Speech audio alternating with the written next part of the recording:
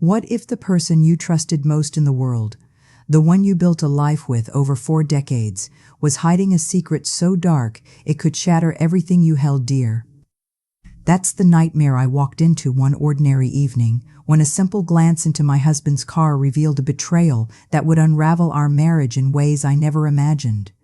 It started with that tube of personal lubricant tucked away in the glove compartment, a small, innocuous item that screamed volumes about the lies festering beneath our seemingly perfect life. I didn't confront him right away, no, I held my tongue, my mind racing with questions that kept me up at night. Instead, I made a calculated move. I swapped it out for industrial superglue, setting in motion a chain of events that would lead to chaos, heartbreak, and ultimately, my sweet revenge. But let's go back to that fateful night where the seeds of doubt were first planted.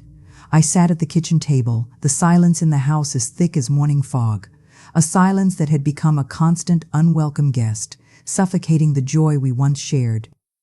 The old clock on the wall, a wedding gift from my late mother, ticked with a relentless accusatory rhythm, each beat a painful reminder of a life I was beginning to suspect was a beautiful, meticulously crafted lie.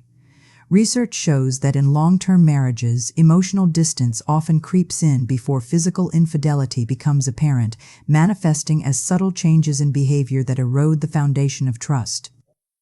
My husband Julian had just returned from one of his countless business dinners, looking not merely exhausted, but haunted, as if he carried the weight of a secret too heavy to bear. His face was a map of fatigue and guilt, lines etched around his eyes and mouth that had never been there before, signs I now recognize as classic indicators of someone living a double life. He tossed his jacket on the sofa with a weariness that felt performative, loosened his tie as if it were a noose he was desperate to escape, and collapsed onto the bed, the familiar springs groaning under his weight, without even bothering to shower. The faint scent of his expensive cologne hung in the air, but it was mixed with a new alien fragrance, a sweet floral perfume that felt like an intrusion, a brazen confession from a life I didn't know he was living. A few minutes later, the gentle hum of his snoring filled the house, a sound that once brought me comfort, but now felt like a mocking lullaby, a lullaby for a fool who had poured her heart into a marriage built on sand. I got up, moving with the quiet, practiced grace of a wife of 40 years, and began to tidy up the mess he'd left in the living room, his jacket, his wallet, his cell phone, his old laptop. The phone screen was still on, a new email glowing like a sinister omen. I frowned.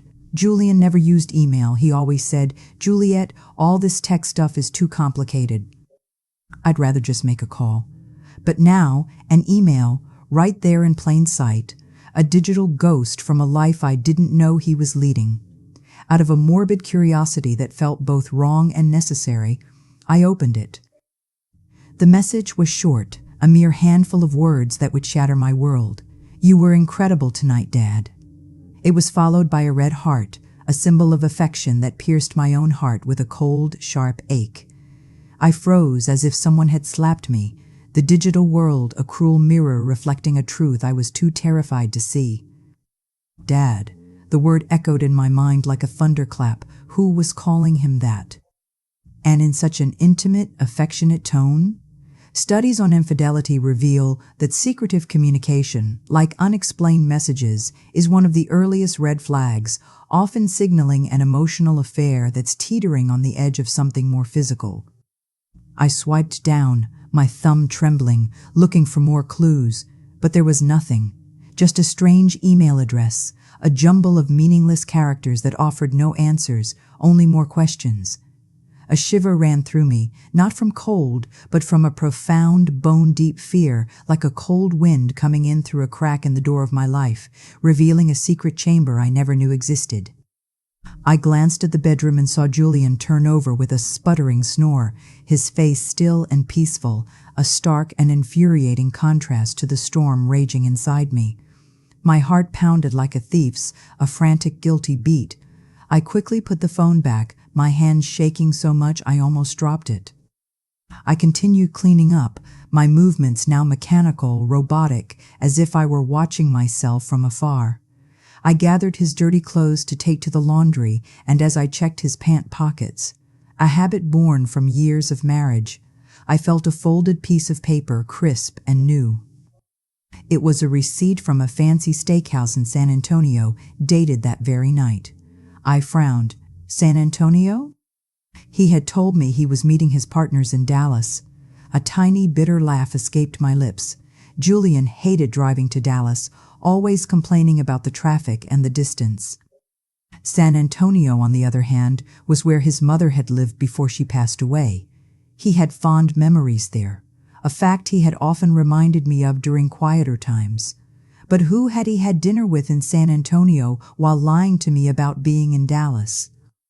The receipt showed a party of 2, a bottle of expensive Cabernet Sauvignon, a wine he had bought me for our 10th anniversary, one I had never forgotten, and main courses of filt and pasta.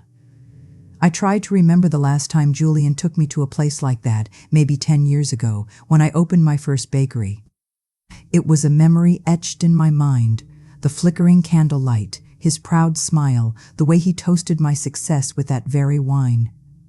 Now, that memory twisted into something ugly, a faded photograph in a scrapbook of deceit. I took out my own phone and, with a silent, determined resolve, snapped a picture of the receipt and the email evidence, I told myself, though I wasn't sure yet what for. I didn't want to believe it, but a woman's intuition, a wife of 40 years' intuition, is a deep primal knowing, honed by decades of shared life and unspoken understandings. Something was going on, and I had to find out what it was, or risk losing myself in the process. My hands were trembling, not just with anger, but with a deep existential dread. I felt like I was standing on the edge of a cliff, about to witness the spectacular collapse of my entire life. But what came next would plunge me even deeper into the abyss. And morning after, and hiring the investigator. Can you picture waking up after a sleepless night, your mind a whirlwind of betrayal and doubt, only to face the man you love acting as if nothing's amiss?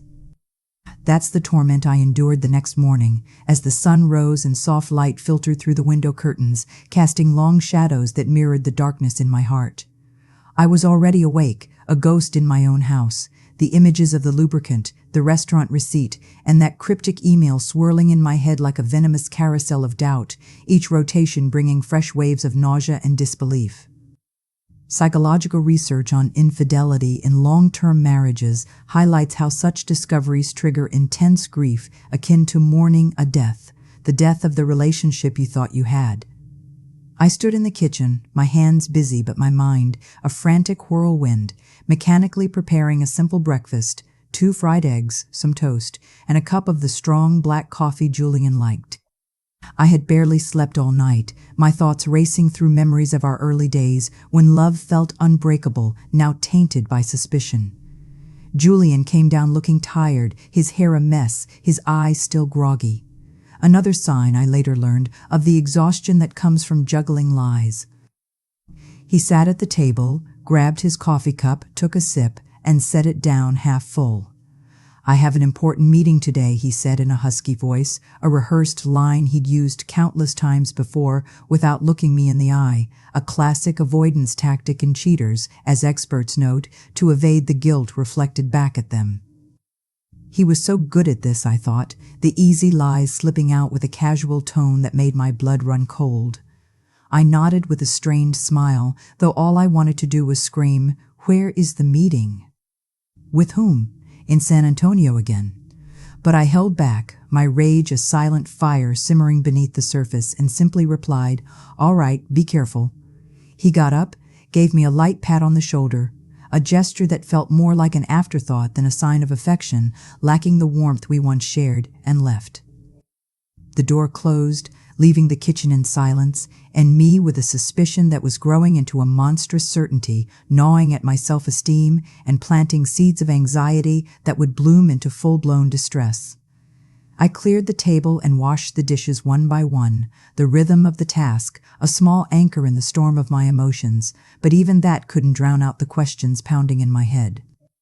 I couldn't just sit there inventing theories. The uncertainty was torture, eroding my mental health as studies show it does, leading to chronic stress and depression.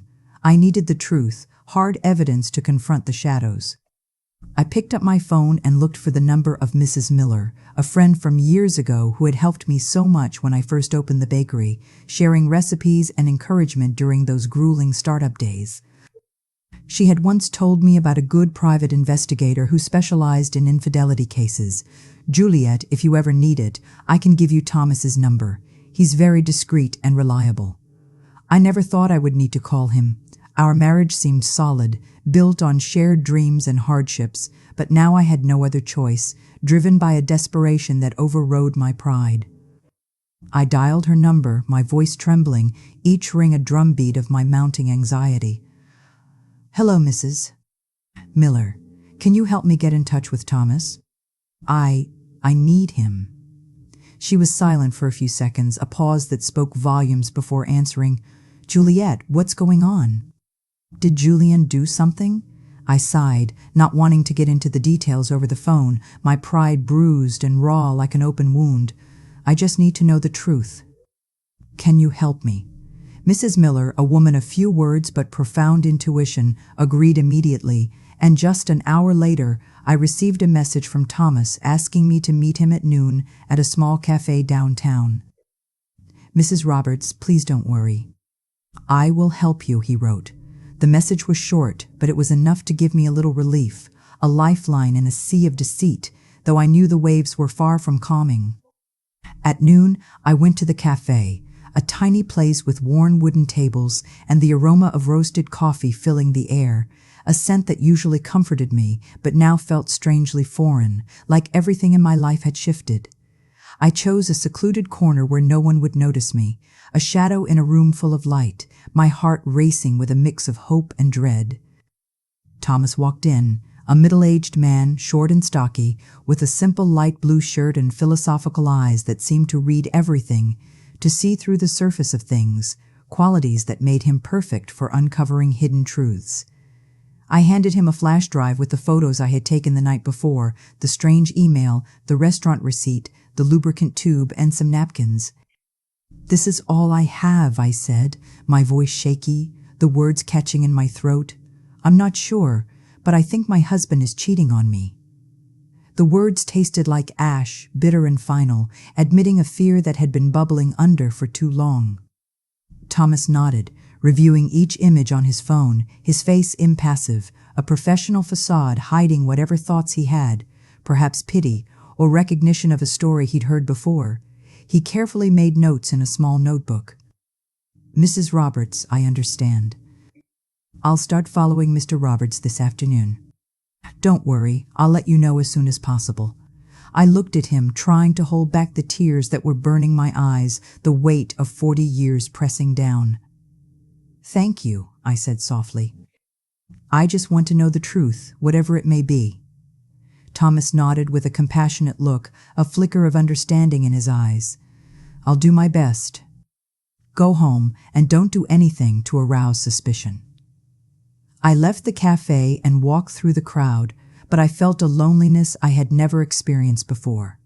40 years of marriage, a lifetime built on a foundation of trust that was now crumbling beneath my feet, leaving me adrift in a sea of self-doubt. I had put all my trust in Julian. I always believed he was a family man, someone who would be with me through any difficulty. He was my rock, my anchor. And now here I was, hiring a stranger to follow my own husband. The irony was a bitter pill to swallow, twisting my gut with every step. I felt like I was in a bad movie, a character in a drama I never auditioned for, but the plot was thickening, and I braced myself for the revelations to come. First evidence from investigator. Have you ever felt your world tilt on its axis with a single photo, a frozen moment that confirms your worst fears and ignites a fire you can't extinguish? That night, as I sat in the bakery surrounded by the familiar scent of yeast and flour, a constant soothing presence that had seen me through countless joys and sorrows, I was going over delivery invoices when my phone vibrated, jolting me like an electric shock. A message from Mr. Spews. "Thomas." I opened it, my heart pounding a mile a minute. the blood roaring in my ears as if I were about to dive into unknown depths. It was a photo of Julian in the light blue shirt he often wore, entering a fancy restaurant holding hands with a woman. I zoomed in on the image, and my heart stopped. It was Allison, my daughter-in-law, dressed in a tight black dress with heavy makeup, intense red lipstick, and her hair down. They didn't look like father-in-law and daughter-in-law, but like a couple on a date, their bodies turned toward each other in a shared secret that excluded the world and me. I sank into my chair, my hand trembling as I held the phone, waves of nausea washing over me. Allison, how was this possible? At family gatherings, she and Julian always acted distant, barely speaking to each other, a performance I now saw as masterful, designed to deflect suspicion. Mr. Thomas sent more photos, each one a dagger. In one, they were sitting in a secluded corner, the table decorated with candles and flowers. Allison was leaning toward him, smiling, and Julian was toasting her glass with an oddly tender gaze, a look of adoration that pierced me deeper than any words. In 40 years, I had never seen him look at me like that, not even when we were young and passionate, when I was that girl from San Diego with long hair and a radiant smile, and he gazed at me with genuine love I thought was eternal. Now it was hers, stolen from our history. The betrayal cut like a knife, triggering the kind of psychological trauma experts describe, shattered self-esteem, a profound sense of abandonment that lingers long after the initial shock. In the middle of the night, a video arrived from Mr. Thomas. The clock on the wall read 2:00 a.m. I put on my headphones, a desperate attempt to keep the secret contained, and pressed play, my hands so shaky I almost dropped the phone. In the video, Allison leaned close to Julian's ear, whispering something that made him laugh loudly. A sound that was a stranger to me, full of joy he no longer shared at home. Her voice sounded sweet, her eyes sparkling under the restaurant lights. Then they got up and left, and Julian, ever the gentleman, opened the car door for her as if she were a lady and he her lover, a chivalry he hadn't shown me in years. I replayed the video again and again, a self-inflicted torture that amplified the pain, each viewing like another stab to the heart, reinforcing the emotional detachment that had grown between us. Allison, my daughter-in-law, whom I had treated like my own daughter, teaching her how to make our family's traditional flan during cozy afternoons, sharing stories of our heritage, and Julian, the man I had given my whole life to, with whom I had built a family through trials and triumphs. What were they doing behind my back, behind Daniel's back? The questions were a tidal wave, threatening to drown me in despair, as research indicates such dual betrayals often lead to complex PTSD-like symptoms. I saved all the photos and the video to a flash drive, making a note of every detail. Date, time, place, even the name of the restaurant, my hands working on autopilot while my mind spiraled into chaos. I didn't want to believe it. I couldn't believe Julian and Allison were capable of something so low, so cruel, a violation that went beyond physical to the core of our family bonds. But the evidence was right in front of me, undeniable, a mountain of proof that crushed my spirit. I stayed in the bakery among trays of sweet pastries that smelled delicious, but I felt like my world was falling apart, the aroma now mocking my shattered dreams.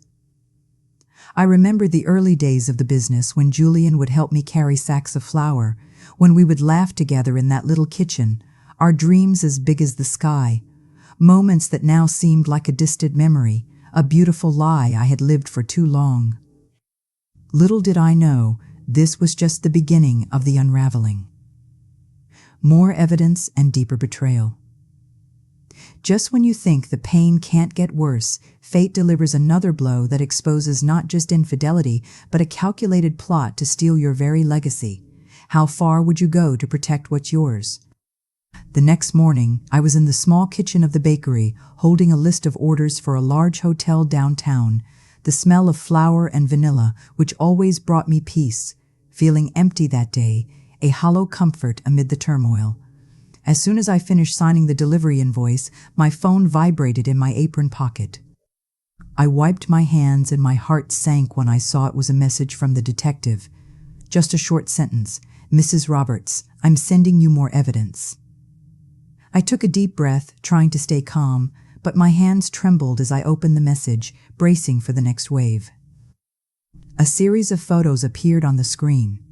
The first showed Julian in his usual gray shirt, leaving a law office near the main plaza. By his side, Allison in a beige office dress, her hair in a high ponytail, and huge dark sunglasses that almost covered her face. A pathetic attempt at anonymity, but one that screamed guilt. They were walking very close together, not like in-laws, but like a couple. Their bodies a testament to their forbidden bond. The kind of intimacy that signals emotional cheating has crossed into something more sinister. In the next photo, they were standing in front of a 4-star hotel with gleaming glass doors and a gold sign. I zoomed in, desperately looking for some sign to deny what I was seeing, but there was nothing. They looked too natural, too comfortable together, a part of a world I was not a part of, excluding me from the life we built. Then came a short video from Mr. Thomas. I pressed play and my heart pounded so hard I thought it would burst, a frantic drum against my ribs. The shot was from a distance, but it was clear enough to see Julian and Allison on the 3rd-floor balcony of the hotel, his arm around her waist, she resting her head on his shoulder, her long hair moving softly in the wind. And then, like a stab, I saw them share a quick kiss without trying to hide. It was a brief kiss, but it was enough to burn away the last spark of hope I had left, igniting a rage that simmered with the knowledge of their deceit. I replayed the video frame by frame, each image digging deeper into my soul, a slow, agonizing descent into hell, amplifying the psychological toll, the chronic anxiety, the depression that experts link to such betrayals. The room curtain opened slightly, and Allison came out, running to hug Julian, her face lit up with happiness, as if she were a young girl in love, a joy she stole from our family. I slumped into the chair, clutching the edge of the table to keep from falling apart, tears blurring my vision. Mr. slumped into the chore. Thomas wrote, "They also rented the room for the afternoon. It looks like they're staying the night. I'll keep an eye on them." I read the message over and over, my throat tight, as if I were being strangled by the weight of it all. Just a few hours earlier, Julian had written to me, "Juliet, I won't be home tonight. I have to meet a potential partner from out of town. Get some rest." The tone was sweet and caring, just as it had been for years, but now I knew it was all a lie, a well-constructed lie, the kind that erodes trust irreversibly. A potential partner from out of town? He wasn't out of town, he was here, in a 4-star hotel with our own daughter-in-law, plotting in secret. I opened my portable hard drive and carefully saved every photo and every video, each time I hit save looking at the image as if to make sure I wasn't dreaming, the tender moments mocking my pain.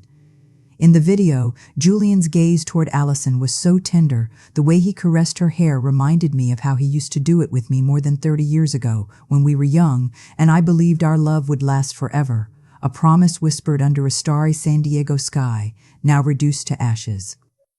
Seeing this, all I saw was lies and blatant betrayal, a double wound that studies show can lead to long-term health issues, like weakened immunity from stress. I remembered family gatherings, everyone sitting around the table, a tableau of our perfect family. Allison always sat far away from Julian, sometimes even looking at him with disgust. Daniel would joke, "Mom, I think Allison can't stand Dad. She avoids him like the plague." I believed it too. I thought they just didn't get along, that she was just trying to fit into the family. But now I understood it had all been a farce, a carefully choreographed dance of deception to mask their affair. They acted too well in front of me, in front of Daniel, in front of the whole neighborhood. I felt like a fool, a blind wife betrayed by 2 traitors right in front of my eyes, the kind of family betrayal that recovery stories describe as shattering, requiring years to rebuild self-worth. People were going about their lives unaware of what was happening on that hotel balcony, but Mr. Thomas had captured the perfect moment like a silent hunter, a snapshot of my reality that fueled my resolve. I replied to him, "Thank you. Please keep watching." "I need to know everything," he answered briefly. "I will. Stay calm." That night I returned to the house that had been my home with Julian. It felt foreign now, a place of ghosts and lies, every corner echoing with memories turned sour.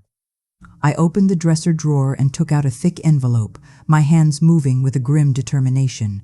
I printed all the evidence, photos of Julian and Allison leaving the lawyer's office, photos of them entering the hotel, photos of them on the balcony, and every frame of the video. I carefully arranged them, sealed the envelope, and hid it at the bottom of the drawer under old family photos. I looked at a photo of the four of us, Julian, Allison, Daniel, and me, at Daniel's birthday party a few years ago.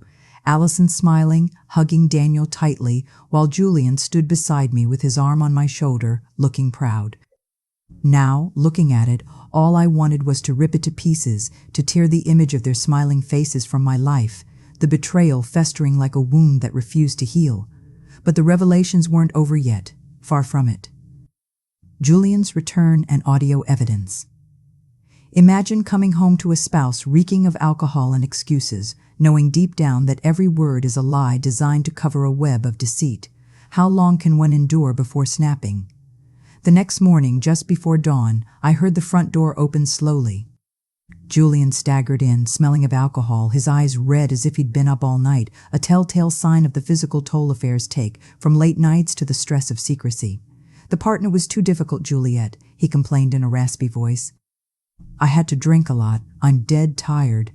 I was in the kitchen with a glass of water in my hand, watching him perform this charade while feeling like he was rubbing salt in a wound that was already raw and bleeding. Rest, I replied calmly as always, the practiced voice of a wife masking the turmoil inside. You have to go to work tomorrow. He nodded, gave me a pat on the shoulder as if nothing had happened, and dragged himself to the bedroom. Minutes later, he was snoring peacefully, as if he'd never cheated on me, as if he'd never gone to a hotel with our own daughter-in-law, a facade that only deepened my isolation. When I was sure Julian was asleep, my phone vibrated. It was a call from the detective, Mr. C. Thomas.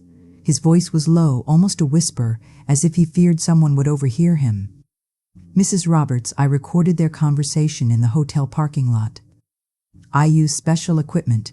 They didn't even notice. I'm sending it to you now. My heart pounded hard, but I simply replied, Thank you, Thomas. Send me the file.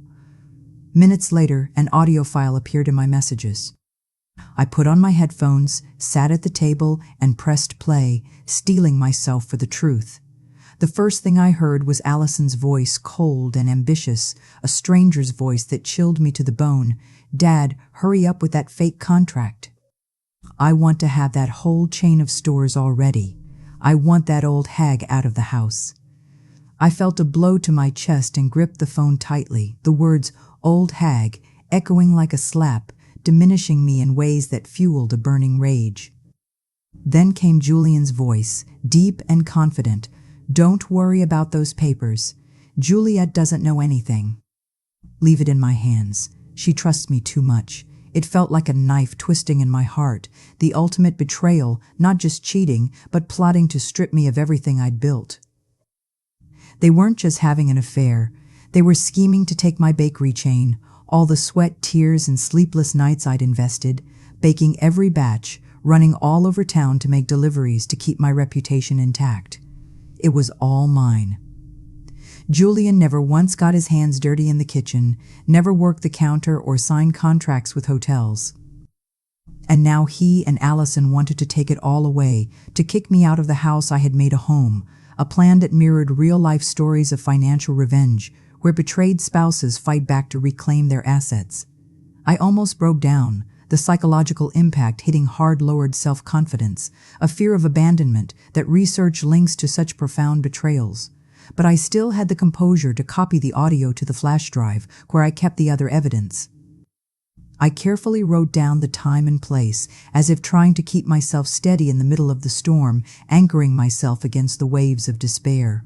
Yet even as I did, I wondered if I could ever trust again. Further photos and growing rage. What happens when evidence piles up, revealing not just passion but a cold-blooded scheme to destroy your future? Would you let anger consume you, or channel it into something unstoppable. The next morning, as I made coffee in the bakery, my phone vibrated again. Thomas sent another batch of new photos taken with a telephoto lens.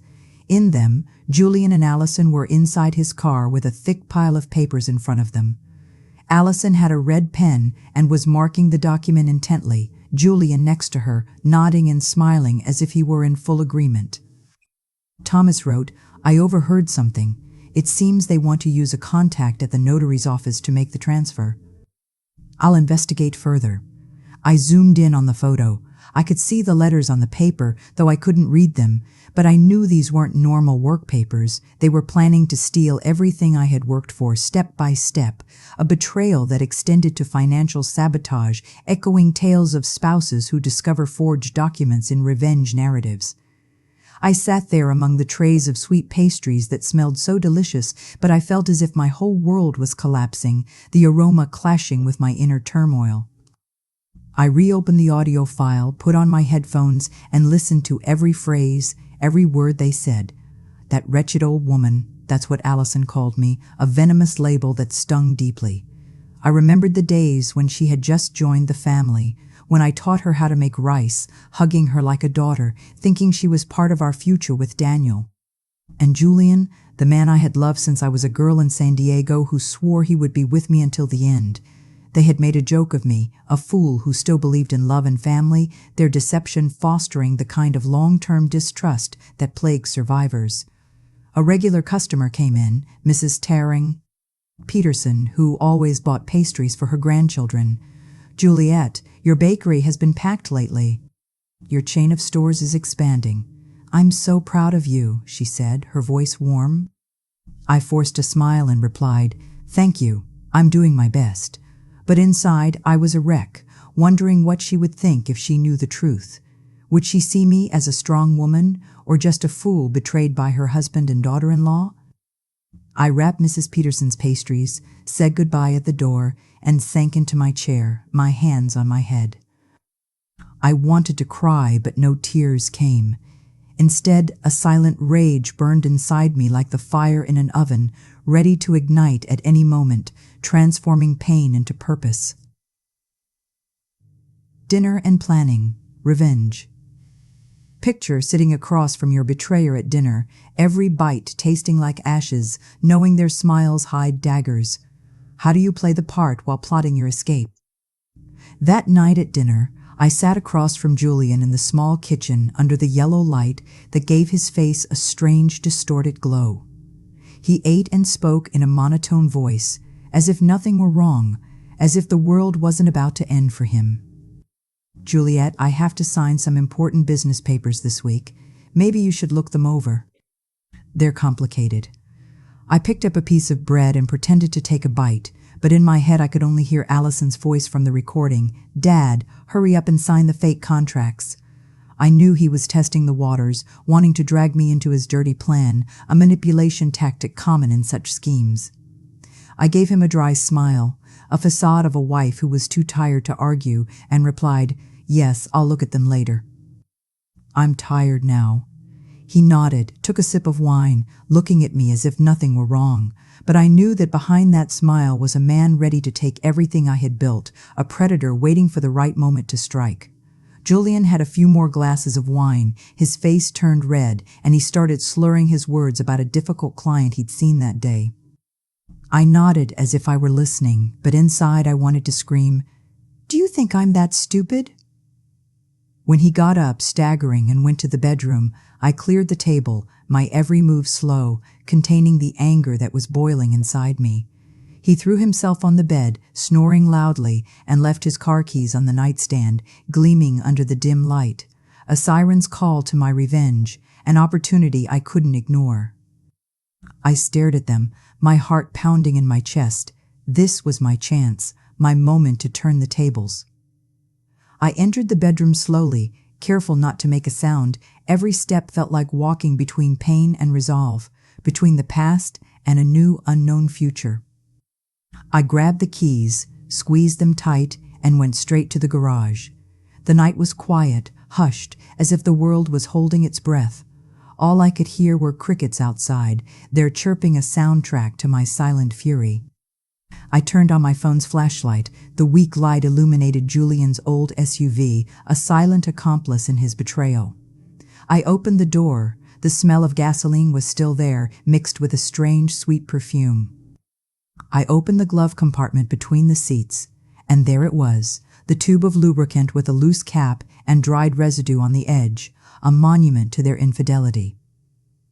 I held it in my hand, feeling like I was holding a dirty secret.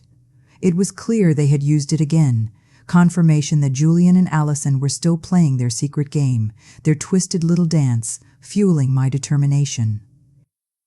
I took the tube of lubricant to the kitchen, placed it on the counter, and washed my hands with lemon soap, scrubbing them thoroughly as if to erase every trace of the betrayal I had just touched. The fresh scent didn't calm my anger, but it helped me stay focused, channeling the rage into action. I opened the tool drawer and took out a tube of clear industrial superglue, the same kind I once used to fix a chair at the bakery. It was a tool of my trade, now a weapon of my revenge, inspired by tales of creative retribution that echo through real-life stories. I carefully unscrewed the cap of the lubricant and filled the tube with the glue, drop by drop, until it was completely full. I wiped the nozzle, shook it gently to mix it, and tested it a little. It came out smoothly, just like the original lubricant. At a glance, no one would notice the difference. I smiled faintly, though a hurricane was raging inside me. This wasn't a game, it was the first step to getting justice, reclaiming my power. I put the tube back in the glove compartment, adjusted the floor mat and the seat just as they were, as if no one had touched anything before closing the car. I opened the trunk to check. There were only crumpled bags, an empty water bottle, and an unused condom lying in a corner. My heart skipped a beat, but I wasn't surprised anymore. I took pictures with my phone, adding them to the growing collection of evidence, each image another piece, a reminder that I couldn't let Julian and Allison get away with their lies. Back in the house, I put the keys back in their place next to Julian's alarm clock. I grabbed an old book and sat on the living room sofa pretending to read. The dim light fell on the pages, but I couldn't read a word. My head was spinning with plans. I thought of Daniel, my son, who believed he was living happily with Allison without knowing the truth. How could I tell him that his wife and his own father were betraying us, shattering the family he cherished? I thought of the bakery chain, of the 40 years of work and sleepless nights, of all the fights with Julian to defend my dream. He never really understood it, but I trusted that he supported me. Now I knew he was just waiting for the right moment to take everything, a betrayal that would test my resilience like never before. An hour later, Julian woke up and stumbled into the kitchen for water. He saw the keys on the counter and didn't suspect a thing. "Still not sleeping, Juliet?" he asked groggily. I smiled and replied, "No, I'm just reading a bit. Finish your water and go back to bed." He nodded, drank, and returned to the bedroom, snoring immediately. I looked at him as if he were a stranger. This man, who once promised to be with me until the end, was now planning to destroy what I loved most. But he didn't know that I had already started my counterattack, and the climax was approaching. Setting the trap. If revenge is a dish best served cold, what happens when you turn up the heat with a trap so ingenious it exposes every lie in a blaze of humiliation? At dawn, I got up, the sunlight timidly entering through the bakery window. I was in my usual kitchen, kneading dough, preparing flans and sweet pastries for a large hotel order. I pressed the dough with all my might, channeling my rage into every movement, each push a release of the pent-up fury. When I returned home for breakfast, I made an effort to keep a calm face. Julian was already up with a cup of black coffee in his hand. I served him eggs and toast. "Julian," I said calmly, "I have to travel to Nashville tomorrow to sign a contract with a new partner. I'm sure I'll be home late. Can you take care of dinner?" I watched him out of the corner of my eye. He looked up surprised, but in his eyes something was shining that wasn't concern. It was relief, a gleam that betrayed his excitement at my absence. "A big contract?" he asked, taking my hand with a feigned tenderness that now felt hollow. "Don't worry. Go ahead. I'll handle it." But that spark in his eyes, that slight curve of his lips as if a weight had been lifted, pierced my chest. He wanted me to leave, and I knew exactly why. His inconsistent routines a glaring sign of his double life. I smiled and nodded. Thanks. I'll call you if I get back late. He took another sip of coffee, then got up saying he had to get to the office early. As he left, I saw he had left his phone on the table and the screen lit up with a missed call. The name that appeared was A.T. I frowned, my heart pounded. Allison Thomas, I was sure it was her, another layer of secrecy around technology. Before I could touch the phone, Julian came back, grabbed it in a hurry, and turned off the screen in front of me. I forgot it, he mumbled with a forced smile, and he was gone. I stood there watching the door close, feeling as if I had been slapped. He wasn't even bothering to hide it anymore. His sloppiness a sign the affair was escalating. That day I worked like a machine, delivering bread, signing invoices, and smiling at customers. But my mind was only focused on Julian and Allison. I couldn't let them continue their farce behind my back and Daniel's. I needed more evidence, to hear from their own mouths what they said when they thought no one was listening, building my case like a fortress. That night, I pretended to be tired. I went to bed early and told Julian, I have to wake up early tomorrow to catch the bus, so I'm going to sleep. He nodded, gave me a pat on the shoulder. Rest, Juliet. Be careful on your trip tomorrow. I lay down and closed my eyes, but I sharpened my hearing, attentive to every sound in the house, the emotional distance between us palpable. Close to midnight, when Julian's snoring stopped, I heard him get out of bed quietly. The faint light from his phone shone in the darkness. He left the room with his phone, thinking I was asleep. I stayed still, my heart pounding, then slowly got up and followed him on tiptoe. I hid behind the thick living room curtain and saw him standing in a dark corner near the window. He put the phone to his ear and spoke softly. Yes, of course. Come over to the house tomorrow. We won't have to go to a hotel anymore. Juliet has to leave town to sign a contract and she'll be back late. I heard a soft giggle from the other side. Allison's sweet voice. That's great, Dad. Finally, we can relax. Julian laughed, replying, Yeah, come early. I'll be waiting. I stood there behind the curtain, feeling my blood boil. They weren't just cheating, they were planning to turn my house, my son's home, and mine into their meeting place, a desecration that fueled my vengeance. I returned to the bedroom in silence, opened a drawer, and took out Daniel's old recorder, the one I bought him for college to record his classes. I checked the battery, put in a new one, and turned on continuous recording. I hid it behind the bookshelf in the bedroom next to the headboard, certain it would capture everything. I carefully adjusted the cable and covered it with a family photo frame, the photo of the four of us at Daniel and Allison's wedding. Looking at it, I felt a bitter taste. Allison's smile, Julian's hug. Now, they were all lies, a facade crumbling. Before going back to bed, I checked again that the recorder was working, placed the photo frame just right to hide the cable. Then I lay down, pretending to be asleep. Julian came back to the bedroom, threw himself on the bed, and snored as if nothing were wrong, but my eyes were wide open in the darkness, more awake than ever. I reached for the clock and set the alarm for earlier than usual. I closed my eyes, but not to sleep. I was ready for the next step of my plan, the trap tightening. I woke up at 5:30 in the morning when it was still dark, only the faint light from the streetlights coming through the window. The house was silent. All I could hear was Julian's steady snoring from the bedroom. I was in the kitchen with a cup of cold coffee in my hand, staring at the skillet of oil that was already on the stove. It was the last step of my plan, a simple smoke trap, but enough to expose the truth in a spectacle. I tied a thin string to the stove's igniter, ran it over to the window, and attached it to a heavy object, an old coffee can I found in the cabinet. All I had to do was pull it from a distance, and the flame would ignite the oil, creating thick black smoke to alarm the neighbors. I opened the window by the stove a little so the smoke could get out, then tested it once. The smoke rose quickly, forming spirals like a warning. I turned it off immediately, checked everything again, and made sure not to leave any trace that might make Julian suspicious. I put on a jacket, grabbed my large purse, and pretended to be leaving for my trip. Before I left, I went into the bedroom and gently shook Julian. "I have to go to the bus station right now," I said in a calm voice. "I'm going to sign a contract. I'll probably be back late tonight."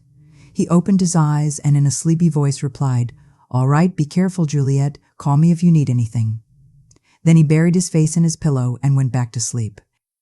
I looked at the man I once loved and trusted, now lying there unaware of the trap waiting for him.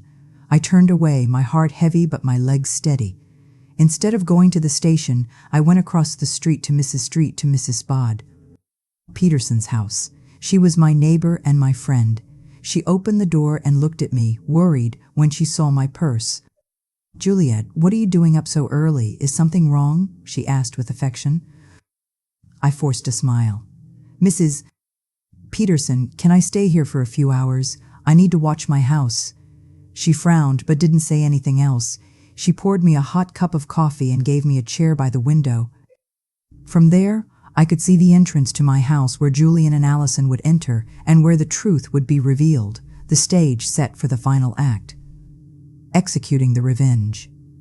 The moment of truth arrives in a cloud of smoke and screams. Will justice taste as sweet as the revenge you've meticulously planned, or will it leave a bitter aftertaste? Around 10:00, a taxi pulled up in front of the house. Allison got out wearing a light floral dress and dark sunglasses, as if she were afraid someone would recognize her. Julian opened the door, looked around in a hurry, and quickly ushered her inside. I gripped my coffee cup tightly, my heart pounding in my chest. "It's time," I murmured, and turned on the app on my phone connected to the hidden recorder I had left in the bedroom.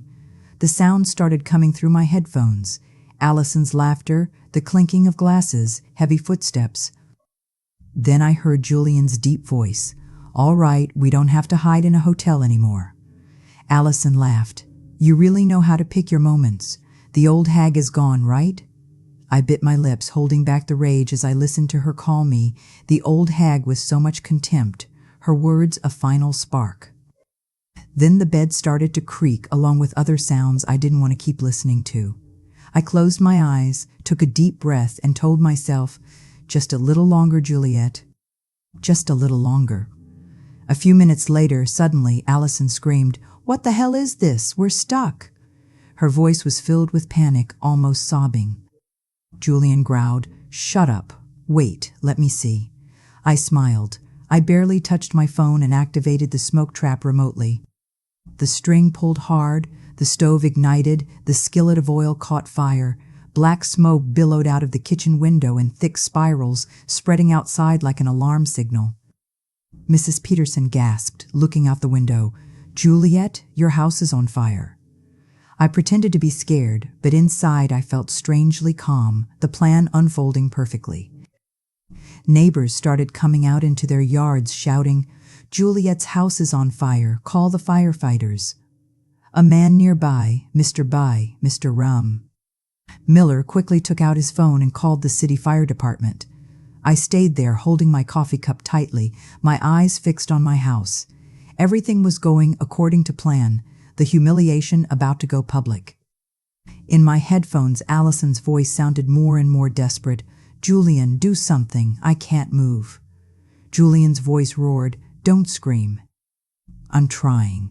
But I knew they couldn't do anything. The industrial superglue I had swapped was already at work, leaving them trapped at their most humiliating moment, a revenge tactic drawn from tales of creative payback that ensured the cheaters face consequences. I imagined them struggling, scared, and a part of me felt satisfied, not because I was cruel, but because they had pushed me to this.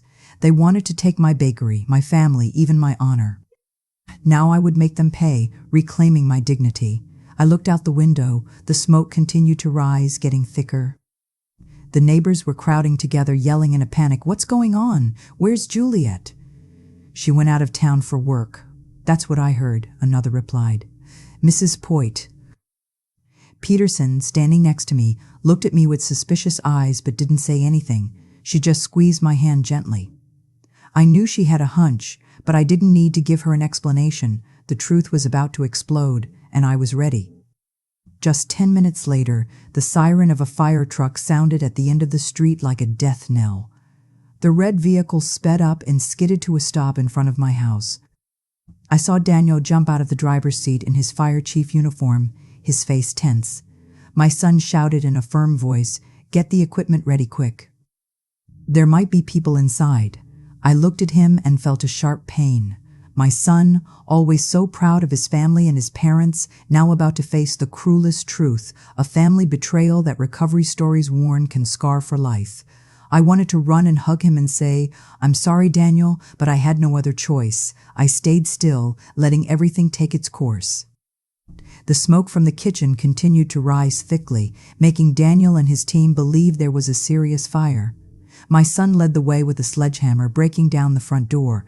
The sound of splintering wood echoed in the air. His teammates followed him with hoses and extinguishers. I listened to the commotion coming from the bedroom, Julian's desperate shouts mixed with Allison's sobs. "Do something, Julian." "I can't move." Julian growled, "Shut up, don't scream." I bit my lips, squeezing the phone where the app was still transmitting the audio from the hidden microphone. They were trapped, helpless, just as I had calculated, their shame laid bare. Daniel entered the bedroom, and I could imagine what he found, his own father and his wife, naked, stuck to each other on the bed, their faces pale with pain and panic. I wasn't there, but through my headphones I heard Daniel's voice falter. "What? What is this?" A firefighter behind him murmured in surprise. "Oh my God." Another couldn't hold back and let out a nervous laugh, but Daniel immediately shouted, "Silence!" I knew that cry wasn't just to maintain order, but my son's last attempt to hide his pain, the double betrayal hitting like a freight train. The humiliation was now exposed not just to Daniel, but to the entire fire team and the whole neighborhood, a public reckoning.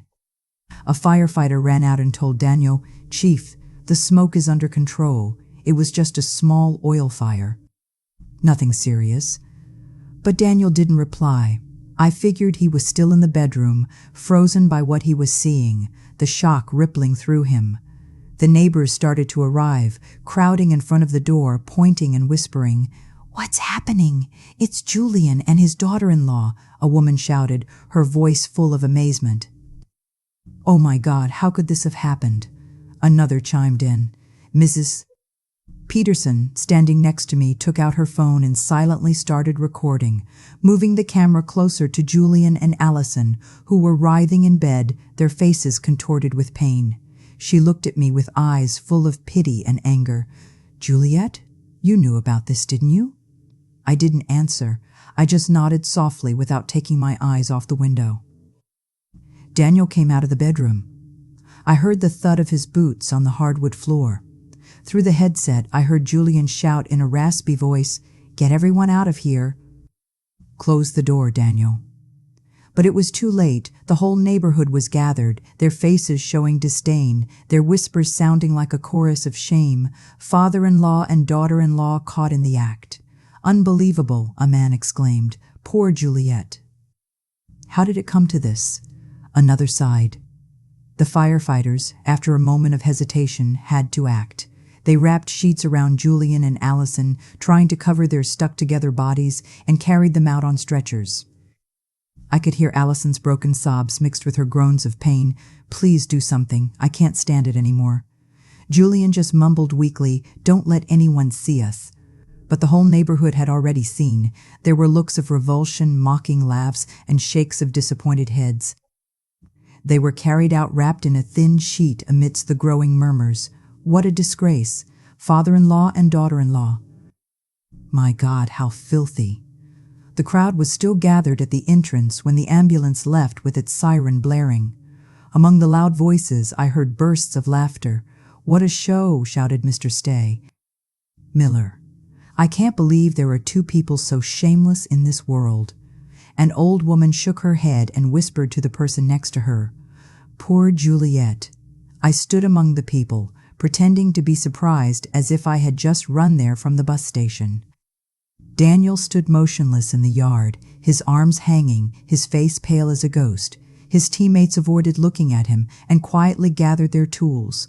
I knew that Daniel wasn't just shocked to see his father and his wife stuck together in bed, but by the double betrayal of the two people he loved most, a wound that recovery narratives describe as requiring time, boundaries, and support to heal.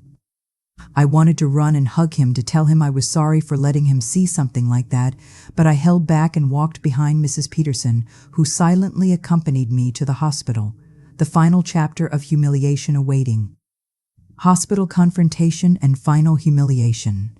In the sterile halls of a hospital where secrets come to die, how do you face the traitors who've stolen your trust and deliver one last twist to ensure they never forget? We sat in the third-floor hallway waiting while I maintained the concerned look of a wife who had just found out her house had been on fire, my mind racing with the culmination of my plan. Hours later, a doctor came out, sweat on his forehead. He looked at me and spoke in a low voice. "Mrs. Roberts, we managed to separate them. Fortunately, there was no serious damage. They just need some skin ointment." I nodded, pretending to be relieved, while my fingers discreetly brushed against my purse where I had hidden 2 tubes of thick mustard I had prepared, a final petty revenge to burn as deeply as their betrayal. "Thank you, doctor," I said, my voice trembling to hide my plans. "Can I see them?" He nodded and led me to the nurse's station where they gave me 2 tubes of ointment. The nurse, a young woman, looked at me with compassion. "Ma'am, this is a very difficult situation. I'm so sorry." I gave a weak smile, and the moment she turned around, I swapped the tubes for the mustard I had in my purse. My hands moved quickly and confidently, as if I had rehearsed it hundreds of times in my head. I entered the hospital room with a tube of mustard in my hand, feigning concern. "Julian, Allison, are you okay?" Allison was in bed, her hair a mess, her eyes red, unable to look at me. Julian, still pale, mumbled, "Juliet, I can explain." But I didn't let him continue. I placed the tube of mustard on the table next to the bed and left, the door clicking shut behind me. Minutes later, a gut-wrenching scream came from the room. Allison was covering her face, crying, "It burns. My skin is on fire." Julian was writhing in bed, cursing, "What the hell is this? Who did this?" The entire hallway was in an uproar. Patients and family members came out to look. An old woman whispered to her son, "It's them, the couple from the video this morning on the internet. The father-in-law with the daughter-in-law. What a disgrace." Another added, "They deserve it." The doctor ran into the room asking the nurses to clean their skin and apply a neutralizing agent, but the humiliation of Julian and Allison was already public, impossible to stop. Mrs. Peterson's video of them being carried out on a stretcher had spread throughout the neighborhood and on social media, a viral testament to their downfall. I was in the hallway listening to the murmurs, feeling as if the whole world were witnessing the downfall of those 2 traitors, their shame eternal. When the crowd dispersed, Daniel entered the room with a thick folder in his hand. I had called him as soon as the ambulance left, asking him to get the envelope with the evidence I had saved in the drawer and the 2 divorce papers I had ready. He handed me the folder, his gaze empty without saying a word, the pain etched on his face. I opened it, took out the documents, and placed them on the table in front of Julian and Allison. I looked at him directly in the eyes, my voice cold but firm. 40 years of marriage end here. Sign these and then do whatever you want as long as you disappear from my son's life and mine. Allison collapsed, crying, looking at Daniel. "Honey, forgive me, I made a mistake. Please, I beg you, forgive me." But Daniel just looked at her, his gaze as hard as stone, and left without saying a word, the betrayal's toll visible in his broken posture. Julian tried to grab my hand, his voice trembling. "Juliet, listen to me. I didn't want this." I pulled away, cutting him off. "Don't say anything else, Julian." "You chose this path," he yelled desperately. "Juliet, please." But the nurse came in and warned, "Be quiet. This is a hospital." I turned and walked away without looking back. In the hallway, I saw Daniel leaning against the wall, his head in his hands. I walked over and put my hand on his shoulder, but he didn't lift his face. "Mom," he whispered, his voice broken, "why did it have to be Dad? Why her?" I didn't answer, I just hugged him tightly, sharing his pain with my own. In that moment, I knew that Julian and Allison had lost everything, their honor, their marriage, even their dirty plan. But Daniel and I had also lost a family. I only hoped that with time, we would find peace, rebuilding from the ruins as so many before us have. Aftermath and new beginnings. From the ashes of betrayal rises a stronger self, but can time truly heal the scars left by those closest to you, or does it simply teach you to live with them? A few weeks after the scandal, my bakery was busier than ever. The little bell on the door wouldn't stop ringing, customers coming in and out with smiles and compliments, drawn perhaps by the notoriety, but staying for the quality I'd built over decades. "Juliet, you are so strong," Mrs. Peterson said, holding a bag of freshly baked flan. "The whole neighborhood is proud of you for how you defended your family business amidst all that filth." I smiled and thanked her. People supported me, calling me a strong woman, but only I knew that strength came from the broken pieces of my heart, pieced together through sheer will, much like survivors in recovery stories who find solace in reclaiming their passions. Every time I looked at the oven where I had worked with sweat and tears for 40 years, I remembered Julian and Allison, who wanted to take everything from me but failed, and I'm still here, with my bakery, with Daniel, and with a new life forged from adversity. Daniel moved in with me right after that day. He didn't talk much about what had happened, but I noticed the change. He wasn't the cheerful, always laughing Daniel he used to be, his eyes now deep, as if carrying a wound that wouldn't heal quickly, the psychological effects of family betrayal manifesting in quiet withdrawal. "Mom, I want to stay here for a while," he told me the first night as he came in with his suitcase. "I'm going to help you run the bakery, talk to clients, whatever you need." I hugged him, feeling the warmth of the son I had raised, and just nodded without asking anything. I knew Daniel needed time, and so did I, echoing the gradual healing process described in Tales of Resilience. Every morning we opened the bakery together. I prepared the oven and arranged the trays, and Daniel reviewed invoices and called hotels and restaurants. "Mom, the Grand Hotel wants to increase their sweet pastry order for next week," he called out to me from the cash register, his voice calm but without its usual brightness. "All right," I replied. "Confirm the order. I'll prepare more dough." These simple moments gave me a peace I hadn't felt in years. There were no more fake looks from Julian, no more sweet and calculating voice from Allison.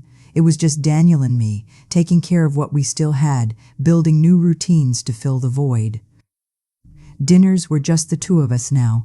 We sat face to face in the small kitchen, eating simple meals, sometimes rice with beans and chicken, sometimes just bread with coffee. "Mom, can you make me some flan this weekend?" he asked me one night with a faint smile, the first I had seen since the scandal, a small sign of mending. "All right," I replied, relieved, "but you have to help me stir the caramel." He nodded, and in that moment, I felt that we were slowly but surely recovering step by step. I started making time for myself, something I almost never did in 40 years. I joined a cooking club at the community center where women my age shared recipes and told their stories, finding camaraderie in shared experiences. "Juliet, you make the best flan in the neighborhood," a woman told me, laughing when I brought a tray. I replied, smiling, "It's a little trick I learned back in San Diego." I also started going to church on weekends. I would sit in silence with the light of the stained glass windows on my face and pray, not for Julian or Allison, but for Daniel, for myself, so that we would find the strength to move forward, drawing on spiritual solace as many do in recovery. Sometimes I would go for walks with Mrs. Peterson in the town square, listening to her talk about neighborhood gossip. "You know, Juliet," she would say, her eyes shining, "everyone is still talking about Julian and Allison, but they say you're the one who won." I just smiled without answering. I won, maybe, but the price was losing my whole family, a trade-off that taught me resilience.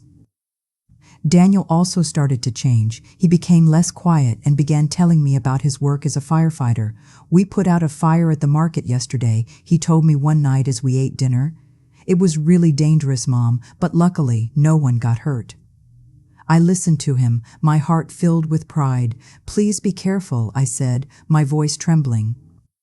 "You're all I have left." Daniel looked at me with tenderness. "Don't worry, Mom. I'll never leave you alone." Those words were like medicine. They gave me back the faith that even though I had lost so much, I still had my son who would always be with me, a bond unbreakable. One afternoon, while the bakery was full of customers, I sat at the cash register, watching the movement in the street. The bell on the door rang non-stop. The smell of sweetbread filled the air.